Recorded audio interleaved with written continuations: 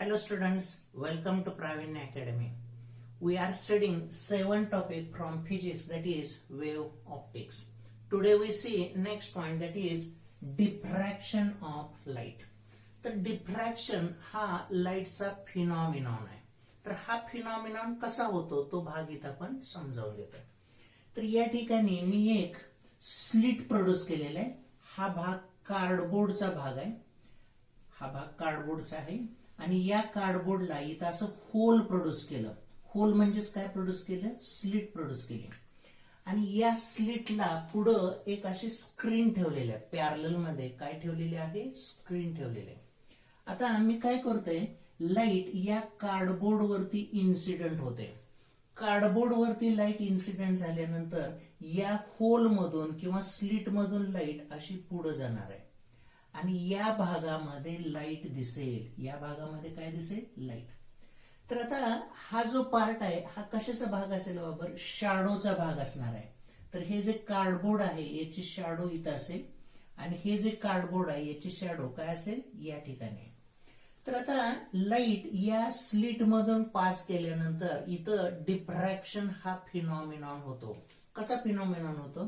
तर light pass केल्यानंतर ही light अशी पास होणार आहे. आता लाईट पास होत असताना इथं हा जो स्लिटचा भाग आहे म्हणजे कार्डबोर्डचा भाग आहे, या भागाला लाईट काय होते? स्ट्राईक होते. आणि लाईट स्ट्राईक झाल्यानंतर बेंड होते. कुठे जाते? जॉमेट्रिकल शॅडो मध्ये जाते. जॉमेट्रिकल शॅडो मध्ये जाईल. म्हणजे इथं स्ट्राईक होऊन लाईट ही बेंड होते आणि light falls into the geometrical shadow.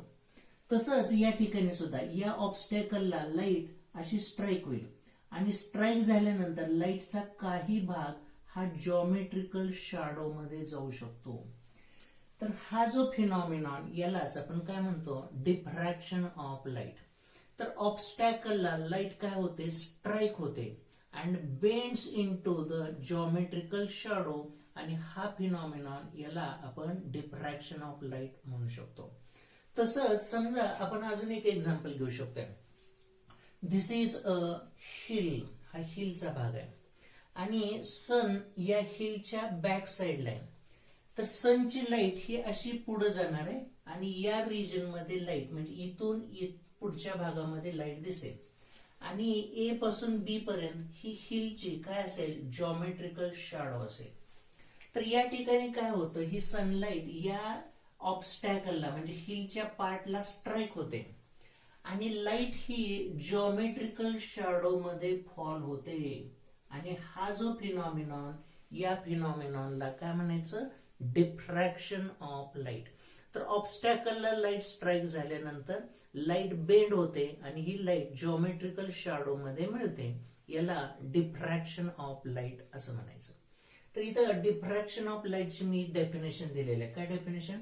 The bending of light near the edges of obstacle or slit and spreading into the region of geometrical shadow is called as diffraction of light. तर light ऑब्स्टॅकलला किंवा स्लिटला strike होते आणि bend होते आणि ही geometrical shadow मध्ये light मिळते. या फिनॉमिनॉनला काय म्हणायचं? Diffraction of light. Here we see next point, that is types of diffraction. There are two types of diffraction is present: Fraunhofer diffraction and Fresnel's diffraction. तर Fraunhofer diffraction मध्ये काय असतं बाबा? आता इथं स्लिट आहे. हा सोर्स जो आहे हा स्लिट आणि सोर्स याच्यामधलं डिस्टन्स इनफायनाइट आहे आणि याच्यानंतर ही स्लिट आणि स्क्रीन हे डिस्टन्स सुद्धा काय आहे? इनफायनाइट आहे. मग ही लाईट या ऑब्स्टॅकलला स्ट्राईक होते आणि जॉमेट्रिकल शॅडो मध्ये फॉल होते. तर हा जो डिफ्रॅक्शन पॅटर्न, या पॅटर्नला काय म्हणायचं? Fraunhofer diffraction pattern. तर फ्रॉनहॉफर डिफ्रॅक्शन पॅटर्न मध्ये आपण काय म्हणू शकतो?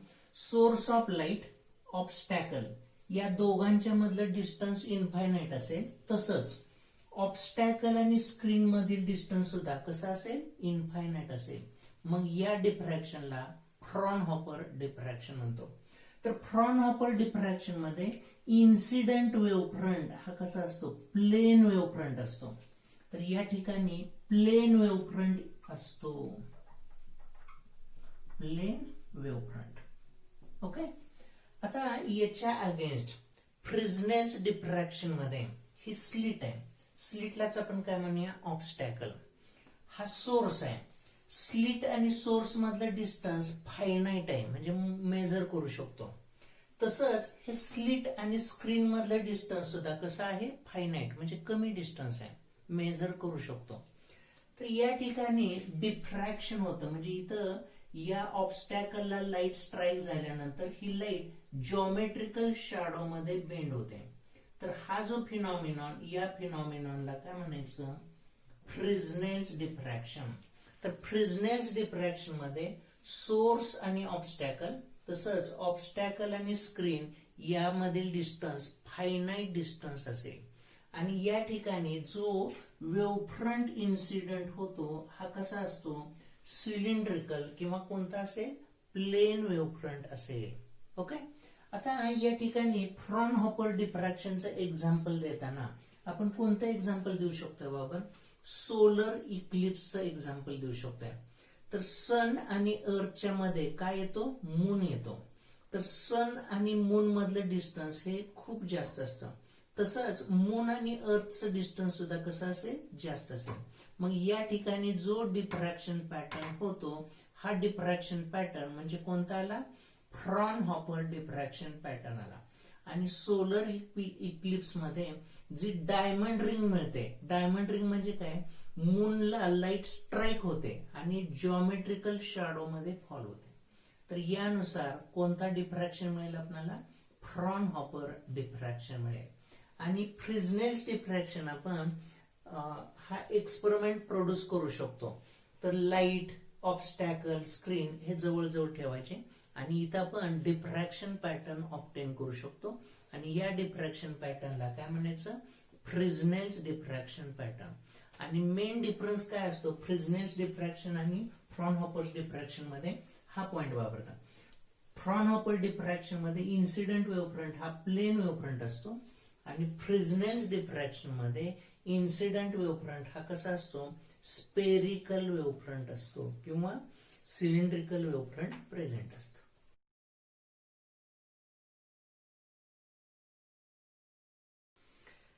या ठिकाणी आपण Fraunhofer diffraction pattern due to single slit हा भाग आपण डिटेल मध्ये स्टडी करणार आहोत. तर फ्रॉनहॉपर डिफ्रॅक्शन ऍट सिंगल स्लिटचा या ठिकाणी एक्सपेरिमेंटल सेटअप दिलेला आहे. तर एक्सपेरिमेंटल सेटअप मध्ये ए बी ही स्लिट आहे. ए बी या स्लिटची विड्थ किती आहे, ए इतकी विड्थ आहे. या स्लिटच्या पुढच्या बाजूला कॉन्व्हेक्स लेन्स प्रेझेंट आहे आणि त्याच्या पुढं स्क्रीन प्रेझेंट आहे. तर ही स्क्रीन साधारणतः कॉन्व्हेक्स लेन्सच्या फोकल लेंथ इतक्या डिस्टन्स वरती स्क्रीन ठेवलेली आहे. ओके. आता या ठिकाणी काय केलेलं आहे, फ्रॉनहॉपर डिफ्रॅक्शन मध्ये कोणता वेव्ह फ्रंट इन्सिडेंट होतो, प्लेन वेव्ह फ्रंट इन्सिडेंट होतो. म्हणजे सोर्स ऑफ लाईट हा कुठं असेल, इनफायनाईट डिस्टन्सला असेल आणि त्यामुळे या ठिकाणी प्लेन वेव्ह फ्रंट इन्सिडेंट होतो.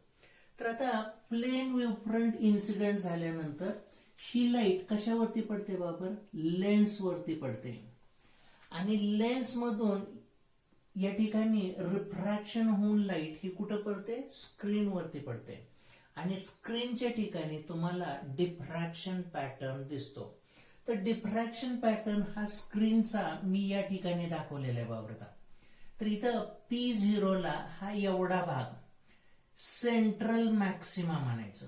P0 ला काय म्हणतो, सेंट्रल मॅक्सिमा. याच्यानंतर इथं मिनिमा मिळतो, याला सेकंडरी मिनिमा म्हणायचं. याच्यानंतर मॅक्सिमा, सेकंडरी मॅक्सिमा, परत मिनिमा, मॅक्सिमा, असं डिफ्रॅक्शन पॅटर्न या बाजूला पण मिळतो. तसाच डिफ्रॅक्शन पॅटर्न हा डाऊनवर्ड साइडला सुद्धा डिफ्रॅक्शन पॅटर्न मिळेल. आता इथं आपण एक्सप्लेनेशन पाहणार आहोत. तर या ठिकाणी सेंटरला मॅक्सिमाच का मिळतो, तर इथं एक नंबरला सेंट्रल मॅक्सिमा. तर हीच फिगर मी या ठिकाणी ड्रॉ केलेली आहे. ही स्लिट आहे ए बी आणि या स्लिटची विड्थ ए इतकी आहे, याच्या पुढे लेन्स घेतलेला आहे आणि पुढे काय घेतलेलं आहे, स्क्रीन ठेवलेले आहे. तर आता या ठिकाणी सेंट्रल मॅक्सिमा म्हणजे P0 ला मॅक्सिमा मिळतो. P0 ला काय मिळतो, मॅक्सिमा. तर या ठिकाणी आपण काय करतो, हायजीन्स प्रिन्सिपल यूज करतो. तर हायजीन काय सांगितलेलं आहे, as soon as waves reaches at these points becomes secondary source of light and starts emitting secondary waves in all possible directions. म्हणजे लाईट ज्यावेळी वेव्हफ्रंटला रीच होते त्यावेळी वेव्हफ्रंटचा प्रत्येक पॉइंट हा काय बनतो, सेकंडरी सोर्स ऑफ लाईट बनतो आणि सर्व दिशेला लाईट काय केली जाते, इमिट केली जाते. मग त्यानुसार काय होईल वापरता, ए हा वेव्हफ्रंटचा भाग आहे, ए हा सेकंडरी सोर्स ऑफ लाईट बनेल, हा इकडे लाईट इमिट करेल, इकडे इमिट करेल, इकडे इमिट करेल. ओके. सी हा सेकंडरी सोर्स ऑफ लाईट बनला, हा इकडे इमिट करेल, या बाजूला इमिट करेल, या बाजूला लाईट इमिट करेल. तसंच बी हा पॉइंट सुद्धा लाईट सर्व दिशेला इमिट करेल. हे कशानुसार, हायजीन्स प्रिन्सिपल नुसार. आता ए या सोर्सची लाईट समजा अशी पुढे आली, लेन्स मधून P0 ला या ठिकाणी आली, बी पासूनचा रे असा पुढे मी ड्रॉ केलेला आहे आणि इथून रे कुठे येतो, P0 ला येतो. तर इथं असं लक्षात येतं बाबर, बी पासून P0 आणि ए पासून P0 हे डिस्टन्स कसं असेल, सेम असेल. त्यामुळं पाथ डिफरन्स किती असते, 0. आणि पाथ डिफरन्स 0 असल्यामुळं P पॉइंटच्या ठिकाणी काय मिळेल आपल्याला, ब्राईट पॉइंट मिळेल. तर पाथ डिफरन्स 0 असते म्हणजे आपण असं घेऊ शकतो बाबा, इथं एक वेव्ह ड्रॉ केली, ही एक वेव्ह, आणि इथं दोन वेव्ह ड्रॉ केले, समजा ही एक वेव्ह आणि ही दुसरी वेव्ह. इथून इथं मी ही एक वेव्ह ड्रॉ केली, इथून इथं दुसरी आणि इथं तिसरी. इथं काय झालं बाबा, पाथ डिफरन्स सेम असतो म्हणजे एका वेव्हच्या ट्रप वरती दुसऱ्या वेव्हचे काय फॉलो होते, ट्रप फॉलो होते. त्यामुळे P0 च्या ठिकाणी काय मिळेल तुम्हाला, कन्स्ट्रक्टिव्ह इंटरफरन्स मिळेल. आणि कन्स्ट्रक्टिव्ह इंटरफरन्स मिळाल्यामुळं P0 च्या ठिकाणी काय मिळेल तुम्हाला, ब्राईट पॉइंट मिळेल. तर आता ए आणि बी च्या वेव्स तिथं गेल्या आणि मग इथं ब्राईट पॉइंट मिळाला. आता असं नाही की इथं एच्या आणि बीच्याच वेव्ह जातील, असं पण घेऊ शकतोय. आता इथं सी हा मिड पॉइंट आहे एबीचा सी हा मिड पॉइंट आहे. तर अप्पर हाफ मधला हा पॉइंट घ्यायचा आणि लोअर हाफ मधला हा पॉइंट घ्यायचा आणि यांचे रेज सुद्धा P0 ला एकत्र येतील, याचे रेज सुद्धा P0 ला एकत्र येतील, कारण हे सुद्धा सेकंडरी सोर्स ऑफ लाईट बनेल. आणि त्यामुळं इथल्या पॉइंटची इथपर्यंत डिस्टन्स, या पॉइंटचं इथपर्यंत डिस्टन्स, हा पाथ डिफरन्स किती असेल, 0 असेल. त्यामुळं P0 च्या ठिकाणी काय मिळेल तुम्हाला, सेंट्रल मॅक्सिमम मिळेल. आणि अशा रीतीनं इथं आपण असं म्हणू शकतो, AC मध्ये असा एक कोणता तरी पॉइंट असेल आणि CB मध्ये असा करस्पॉन्डिंग पॉइंट असेल की ज्या दोघांची पाथ डिफरन्स P0 ला कसे असेल, सेम. आणि त्यामुळं P0 ला काय मिळेल, तर सेंट्रल P0 च्या ठिकाणी सेंट्रल मॅक्सिमा मिळेल. ओके. आता या ठिकाणी आपण सेकंडरी मिनिमाचं एक्सप्लेनेशन पाहणार आहोत. म्हणजे काय, तर इथं हा सेंट्रल मॅक्सिमा, फर्स्ट मिनिमा, हा सेकंड मिनिमा, थर्ड मिनिमा. तर या ठिकाणी मिनिमा का मिळतो तो भाग इथं आपण स्टडी करणार आहोत. तर हा भाग स्टडी करण्यासाठी मी या ठिकाणी थोडंसं जॉमेट्रिकल कन्स्ट्रक्शन करतोय. तर इथं ए पॉइंट पासून या रेला आपण काय ड्रॉ करूया, परपेंडिक्युलर ड्रॉ केला. म्हणजे AN हा परपेंडिक्युलर ड्रॉ केला म्हणजे हा अँगल किती असेल, 90. आता ही फिगर इथं छोटी आहे म्हणून मी इथं हीच फिगर इथं थोडीशी मॅग्निफाय केलेली आहे. म्हणजे ए पासून या रेला आपण कसा ड्रॉ केलेला आहे, परपेंडिक्युलर ड्रॉ केला. AN हा परपेंडिक्युलर ड्रॉ केला. आता हा अँगल जर थीटा असेल म्हणजे हा अँगल थीटा असेल, हा अँगल जर 90 असेल तर हा अँगल थीटा असतो. हा अँगल किती असतो, थीटा. ओके. तर आता इथं ANB या राईट अँगल ट्रायंगल मध्ये आपण साइन थीटाचा फॉर्म्युला यूज करूया. Sine theta is equal to काय घ्यायचं, opposite side divided by hypotenuse.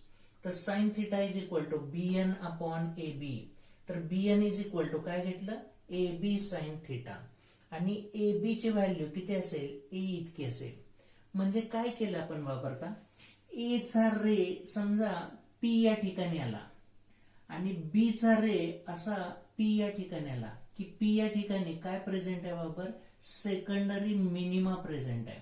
तर p या ठिकाणी bp मायनस AP हा पाथ डिफरन्स किती मिळेल bn इतका पाथ डिफरन्स मिळेल. bn इतका काय मिळेल पाथ डिफरन्स मिळेल. ओके. तर आता इथं वापरता एक नंबरला फॉर फर्स्ट सेकंडरी मिनिमम साठी म्हणजे याची कंडिशन आपण ऑब्टेन करणार आहोत. पहिल्यांदा इथं फर्स्ट सेकंडरी मिनिमम मिळतंय. फर्स्ट सेकंडरी मिनिमम मिळतोय म्हणून मी काय करतो हा जो अँगल आपण थीटा म्हटलं होतं तर त्याच्याऐवजी इथल्या अँगलला आपण काय म्हणूया θ1 म्हणायचं. मग पाथ डिफरन्स साठी काय कंडिशन असेल बाबर a sin θ is equal to bn म्हणजे काय घेतलं a sin θ1 is equal to काय घ्यायचा bn घ्यायचा. ओके. तर आता फर्स्ट सेकंडरी मिनिमासाठी मी या ठिकाणी सेपरेट फिगर ड्रॉ केलेला आहे. तर हा AB ही स्लिट आहे. AB ची विड्थ किती आहे a इतकी विड्थ आहे.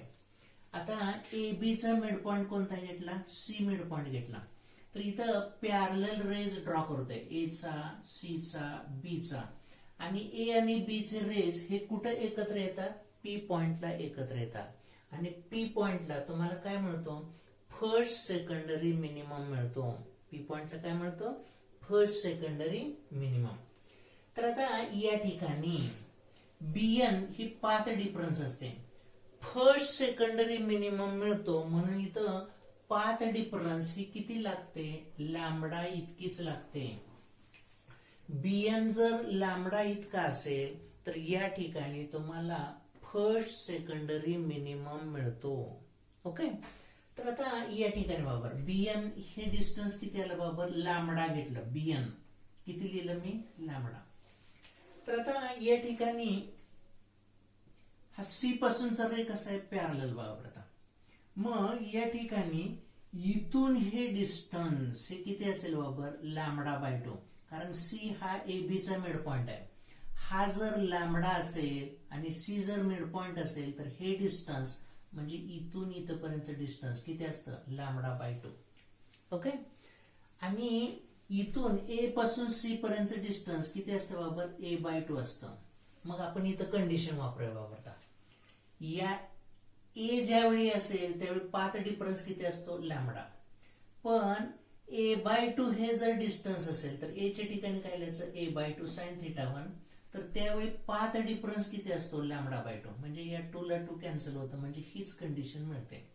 म्हणून फर्स्ट सेकंडरी मिनिमम साठी काय कंडिशन मिळते A sin θ1 is equal to lambda ही कंडिशन मिळते. A sin θ1 is equal to lambda ही कंडिशन कुणाला मिळते फर्स्ट सेकंडरी मिनिमम साठी कंडिशन मिळते. तर आता इथं फर्स्ट सेकंडरी मिनिमम हा कसा मिळतो बाबर आता इथं स्लिट वरचे असे दोन पॉइंट्स घ्यायचे की ज्या दोघांच्या मधलं डिस्टन्स A बाय 2 असेल. त्यामुळं या A चा आणि C चा इथला पाथ डिफरन्स किती असतो लॅम्बडा बाय 2 आणि A आणि C चे रेज P या पॉइंटला एकत्र येतात आणि तिथं काय मिळतं फर्स्ट सेकंडरी मिनिमम मिळतो. तसंच C पासून आणि B पासूनचे रेज या दोघांच्या मधलं डिस्टन्स किती आहे A बाय 2 हे एकत्र येतील P पॉइंटला आणि P पॉइंटला फर्स्ट सेकंडरी मिनिमम तयार करतील. तसंच आपण असं पण म्हणू शकतो AC चा मिड पॉइंट हा आणि CB चा मिड पॉइंट हा या दोघांच्या मधलं डिस्टन्स किती आलं A बाय 2. हे सगळे पॉइंट हे दोन पॉइंट्स P च्या ठिकाणी पाथ डिफरन्स किती प्रोड्यूस करतील लॅम्बडा बाय 2 आणि P च्या ठिकाणी मिनिमम मिळेल. काय मिळेल मिनिमम मिळेल. तर हा फर्स्ट सेकंडरी मिनिमम साठी हा फॉर्म्युला आला A sin θ1 is equal to lambda. या ठिकाणी आपण सेकंड सेकंडरी मिनिमम साठी कंडिशन पाहणार आहोत. तर ही कंडिशन म्हणजे इथं हा फर्स्ट सेकंडरी मिनिमम हा सेकंड सेकंडरी मिनिमम झाला. तर पी डॅशला सेकंड मिनिमम मिळतोय. तर सेकंड मिनिमम मिळण्यासाठी काय करायचं, ए बी जो आहे याचे समान 4 भाग करायचे. तर आता ए आणि बी याचा मिड पॉइंट सी आणि एसी चा मिड पॉइंट घेतला आणि सीबी चा मिड पॉइंट घेतला. किती भाग झाले, 4 भाग झाले, 1 2 3 आणि 4.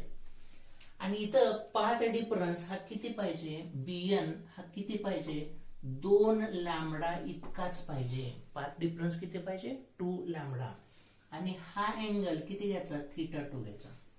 तर इथं सेकंडरी मिनिमम साठी काय कंडिशन मिळेल, A sine θ2 is equal to काय घेतला, 2 लॅम्बडा. म्हणजे हा पाथ डिफरन्स 2 लॅम्बडा घेतो. पाथ डिफरन्स 2 लॅम्बडा घेतला तर आता इथल्या पॉइंट पासून हा ए ला पॅरल रे काढायचा, सी पासूनचा पॅरल रे, इथला पॅरल रे ड्रॉ करायचा.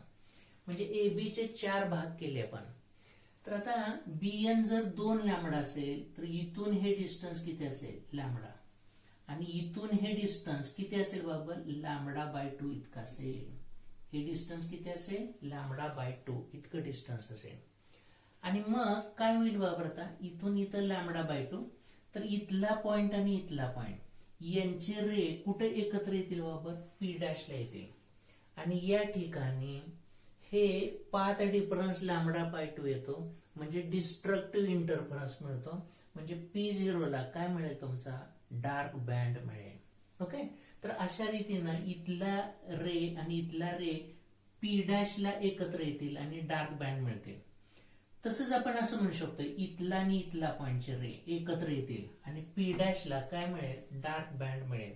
किंवा असे कोणतेही 2 पॉइंट घ्यायचे ज्या दोघांच्या मधला हे डिस्टन्सचा फरक किती पाहिजे, a/4 फरक पाहिजे. मग या ठिकाणी तुम्हाला काय मिळेल, डार्क बँड मिळेल. तर यानुसार सेकंडरी मिनिमम साठी काय कंडिशन मिळाली, A sine θ2 is equal to 2 lambda. तसं nth सेकंडरी मिनिमम साठी काय फॉर्म्युला मिळेल, A sine θn is equal to n lambda. First minimum साठी 1 लॅम्बडा, सेकंड मिनिमम साठी 2 लॅम्बडा.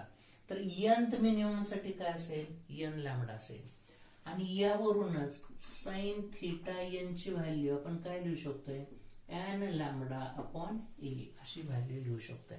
तर यानुसार आपण काय फाइंड आउट केलं, सेकंडरी मिनिमा कोणत्या ठिकाणी मिळतील आणि त्यासाठीची कंडिशन ऑब्टेन केलेली आहे. यानंतर आपण सेकंडरी मॅक्सिमा म्हणजे इथं सेकंडरी मॅक्सिमा मिळालेला आहे, इथं सेकंडरी मॅक्सिमा मिळालेला आहे. तर सेकंडरी मॅक्सिमा का मिळतो आणि त्यासाठीची कंडिशन काय असते तो भाग इथं आपण पाहणार आहोत. तर इथं फर्स्ट सेकंडरी मॅक्सिमा कोणत्या कंडिशनला मिळेल तो भाग इथं आपण पाहतोय. तर इथं हीच फिगर मी इथं अशी सेपरेट ड्रॉ केलेली आहे. ए बी ही स्लिटचा भाग घेतलेला आहे. ए बी मधलं डिस्टन्स ए इतका आहे आणि ए पासून या रेला परपेंडिक्युलर ड्रॉ केलेला आहे बीएन. तर फर्स्ट सेकंडरी मॅक्सिमा मिळण्यासाठी बीएन हे डिस्टन्स किती पाहिजे, 3 लॅम्बडा बाय 2 पाहिजे. तर हे कसं काय तर वापरता, तर या ठिकाणी इथं पहिल्यांदा डिस्टन्स लॅम्बडा, त्याच्यानंतर 2 लॅम्बडा, त्याच्यानंतर 3 लॅम्बडा. तर इथं हे मी असं लिहितो, लॅम्बडा 3 लॅम्बडा बाय 2, 2 लॅम्बडा, याच्यानंतर काय असेल बाबा 5 लॅम्बडा बाय 2.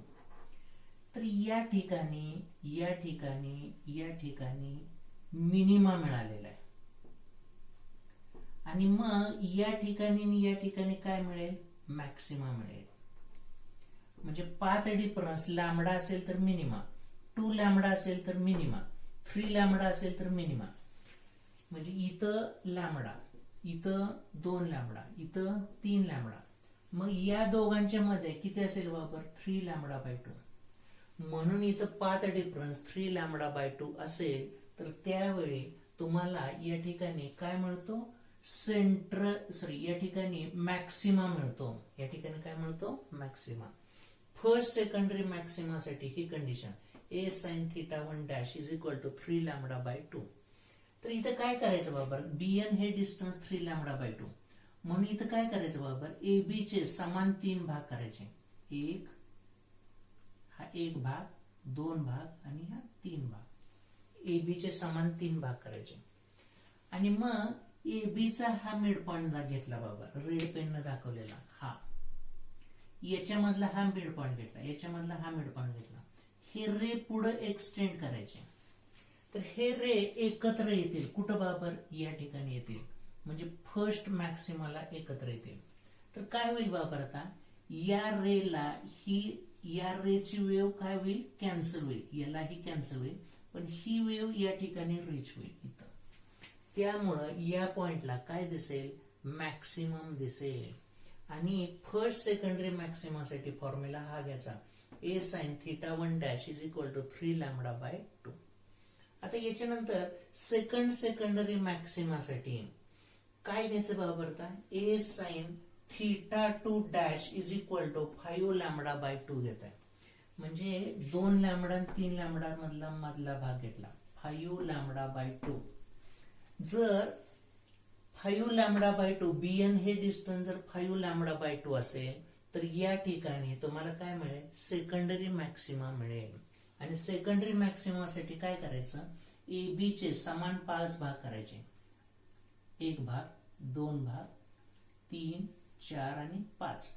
तर आता इथला पॉइंट, या पहिल्या भागामधला मिड पॉइंट, या दुसऱ्याचा मिड पॉइंट, तिसरा, चौथा आणि 5वा. तर हा रे आणि हा रे एकत्र येतात, एकाला दुसरी वेव्ह कॅन्सल होईल. परत हा रे आणि हा रे, एकाला दुसरी वेव्ह लेंथ काय होईल, कॅन्सल होईल. पण ही लाईट तिथं काहीतरी रीच होते. त्यामुळे या ठिकाणी काय मिळेल तुम्हाला, सेकंडरी मॅक्सिमा मिळेल. इथं काय मिळेल तुम्हाला, सेकंडरी मॅक्सिमा मिळेल इथं. ओके. आणि या ठिकाणी कंडिशन काय घेतली, a sin θ2 dash is equal to 5 lambda by 2. तर याच पद्धतीने आपण जर nth मॅक्सिमा असेल, तर इथं a sin θn dash is equal to n plus 1 by 2 into lambda अशी कंडिशन लिहू शकतोय nth सेकंडरी मॅक्सिमासाठी.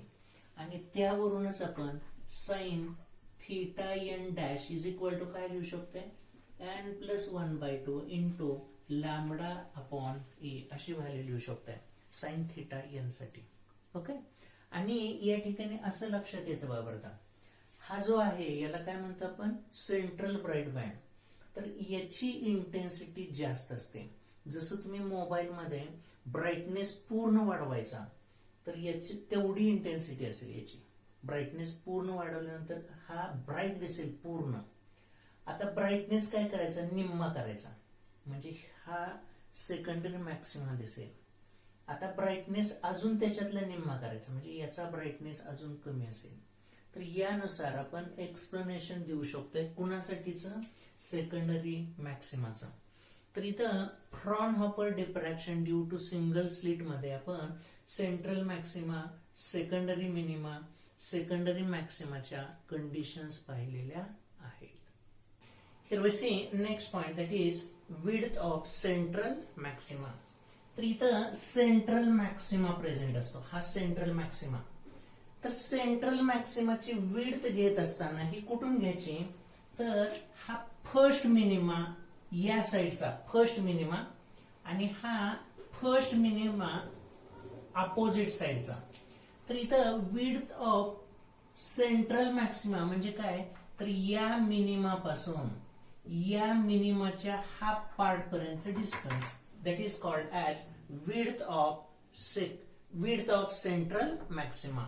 म्हणून आपण डेफिनेशन आपण मध्ये असं म्हणतोय, central maxima is distance between first minima.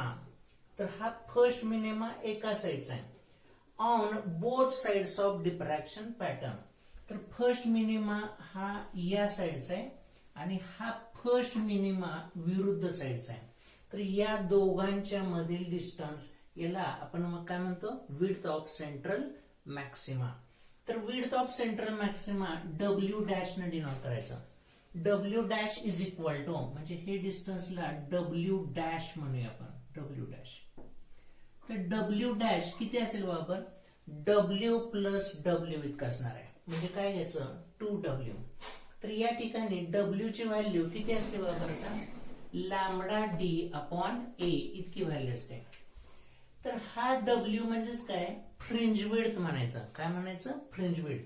Fringe width म्हणजेच काय, दोन सलगच्या डार्क बँड मधलं डिस्टन्स किंवा दोन सलगच्या ब्राईट बँड मधलं डिस्टन्स. ओके, तर W is equal to lambda D upon A. Interference pattern मध्ये डब्ल्यू साठी फॉर्म्युला असा बघा, lambda into D upon small d, हा फॉर्म्युला आहे डब्ल्यू साठी. तर इथं डिफ्रॅक्शन पॅटर्न मध्ये डी च्या ऐवजी काय घ्यायचा, ए घ्यायचा. ए म्हणजेच काय, विड्थ ऑफ द स्लिट, स्लिटची विड्थ म्हणजे ए घेत आहे. तर या पद्धतीने आपल्याला डब्ल्यू डॅश ची व्हॅल्यू मिळेल. डब्ल्यू डॅश किती मिळेल, 2 into lambda D upon A अशी व्हॅल्यू घेत आहे. तर लॅमडा म्हणजे वेव्हलेंथ, डी म्हणजे या दोघांच्या मधलं डिस्टन्स आणि ए म्हणजे काय घ्यायचं, विड्थ ऑफ स्लिट. या ठिकाणी आपण इंटेन्सिटी ऑफ डिफ्रॅक्शन पॅटर्न पाहणार आहोत. तर हा डिफ्रॅक्शन पॅटर्न आहे. तर डिफ्रॅक्शन पॅटर्न मध्ये हा सेंट्रल मॅक्सिमा आहे आणि हे सेकंडरी मॅक्सिमा आहे. हा फर्स्ट सेकंडरी मॅक्सिमा, हा सेकंड सेकंडरी मॅक्सिमा, तसंच हा first secondary maxima, second secondary maxima हा विरुद्ध बाजूला प्रेझेंट आहे. तर आता आपण काय पाहणार आहोत, इंटेन्सिटी पाहणार आहोत. म्हणजे हा सेंट्रल मॅक्सिमा आहे, याचा ब्राईटनेस किती असेल. तर हा ब्राईटनेस इथं मी अँप्लिट्यूडनं दाखवलेला आहे. कशाने दाखवलेला आहे, अँप्लिट्यूडनं. तर इथं अँप्लिट्यूड जास्त आहे म्हणजे सेंट्रल मॅक्सिमाचा ब्राईटनेस कसा असेल, जास्त असेल. जसं आपण मोबाईल मध्ये आपण पूर्ण ब्राईटनेस वाढवतो त्या पद्धतीनं समजा हा असला, तर आता हा फर्स्ट सेकंडरी मॅक्सिमा आहे, याचा ब्राईटनेस याच्यापेक्षा कसा असतो, कमी असतो. म्हणजे इथं इंटेन्सिटी कशी, अँप्लिट्यूड कसा आहे बरोबर, कमी, त्यामुळे इथली इंटेन्सिटी कशी असेल, कमी असेल. त्याच्यानंतर इथली इंटेन्सिटी कशी आहे बरोबर, अजून कमी आहे. म्हणजे सेंट्रल मॅक्सिमा जो असतो तो खूप ब्राईट असतो आणि त्याच्या मानानं हा थोडासा डीम होईल, हा अजून डीम होईल, या पद्धतीनं असणार आहे. ओके, आणि त्याच्या अगेन्स्ट आपण इंटरफरन्स पॅटर्न जर पाहिला तर प्रत्येक ब्राईट बँडची इंटेन्सिटी जवळजवळ कशी असते, सारखी असते. पण डिफ्रॅक्शन पॅटर्न मध्ये या ब्राईट बँडची म्हणजे सेंट्रल मॅक्सिमाची इंटेन्सिटी मॅक्सिमम असते, परत ब्राईटनेस हा कमी होत जातो. ओके, तेच इथं सांगितलेलं आहे, central maxima has maximum intensity म्हणजेच ब्राईटनेस. सेकंडली काय सांगितलेलं आहे, in case of secondary maxima intensity decreases on both sides. तर इथं सेकंडरी मॅक्सिमाच्या बाबतीत इंटेन्सिटी काय होत जाते, कमी होत जाते, म्हणजे ब्राईटनेस कमी होत जातो.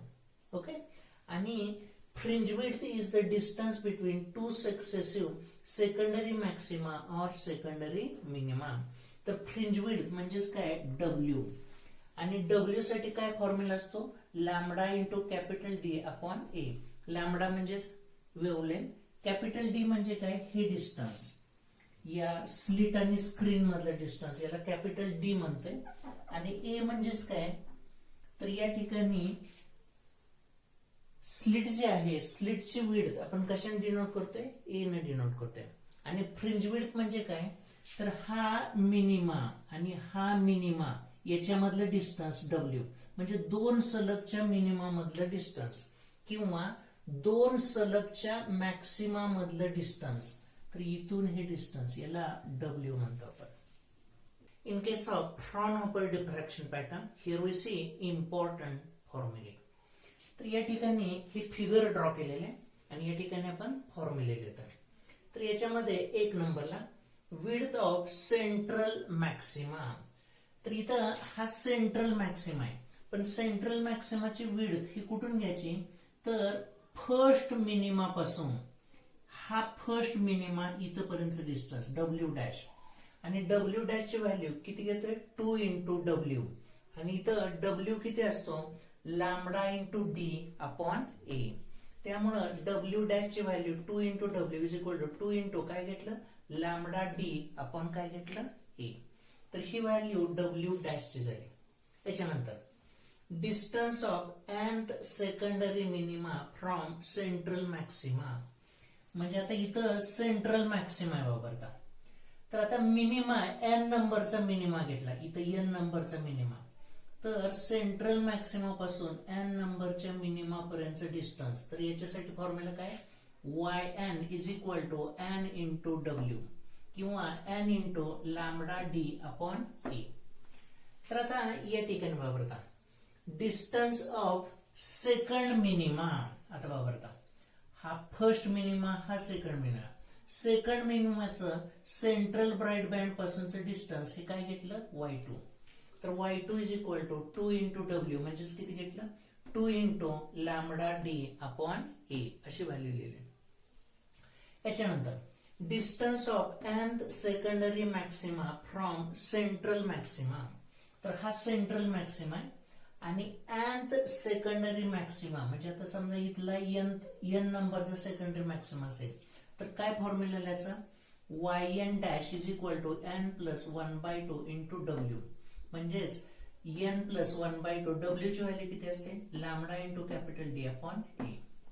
आता समजा हा सेकंडरी मॅक्सिमा आहे.